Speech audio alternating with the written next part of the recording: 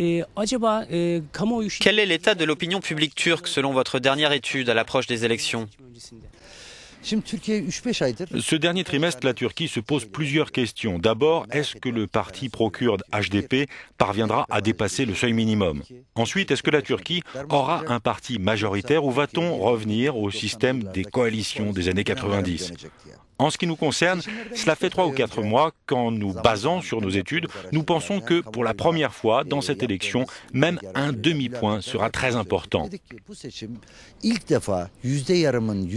Sur la base des études dont je dispose, je peux dire que nous allons avoir soit un parti majoritaire, soit un gouvernement de coalition. Je crois que jusqu'à la toute fin du dépouillement dimanche, jusqu'au dernier siège du Parlement, nous allons nous poser la même question.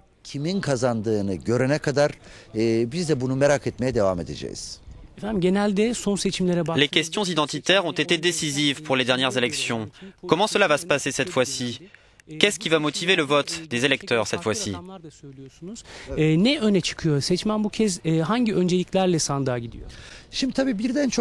Plusieurs facteurs sont en jeu. Les électeurs du HDP disent que cela représente leur appartenance ethnique et leur idéologie. La plupart des électeurs du Parti d'action nationaliste MHP se prononcent selon des réflexes nationalistes. Et comme le Parti nationaliste kurde HDP prend de l'ampleur, cela entraîne naturellement une croissance des nationalistes turcs.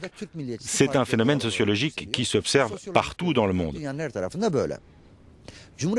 Les électeurs du Parti républicain du peuple, CHP, votent pour des questions idéologiques et contre l'AKP. Mais très peu des électeurs du parti au pouvoir sont motivés par des questions idéologiques. La plupart des électeurs de l'AKP expriment un vote de satisfaction, satisfaits de leur vie et des services dont ils disposent.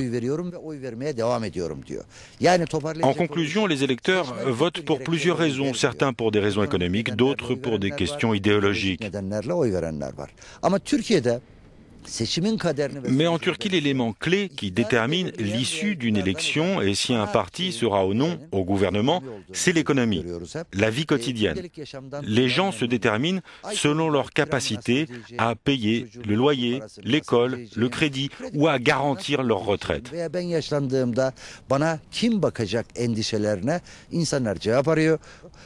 Selon votre étude, le prochain gouvernement sera-t-il stable ou faut-il s'attendre à des élections anticipées? Ces dernières années, la Turquie est très polarisée. Les leaders des partis politiques s'affrontent avec un vocabulaire qu'on n'entendrait pas dans une bagarre de rue. La possibilité que ces leaders s'entendent est très faible. Ensuite, un parti au pouvoir qui dispose d'une courte majorité aura des difficultés à rester longtemps au pouvoir dans un pays comme la Turquie, qui fait face à la question kurde, la guerre civile en Syrie et à la situation générale au Moyen-Orient. Je suis la vie politique turque depuis longtemps et, à mon sens, que nous ayons un parti avec une courte majorité ou un gouvernement de coalition, je crois que la Turquie devra probablement organiser des élections anticipées d'ici relativement peu de temps.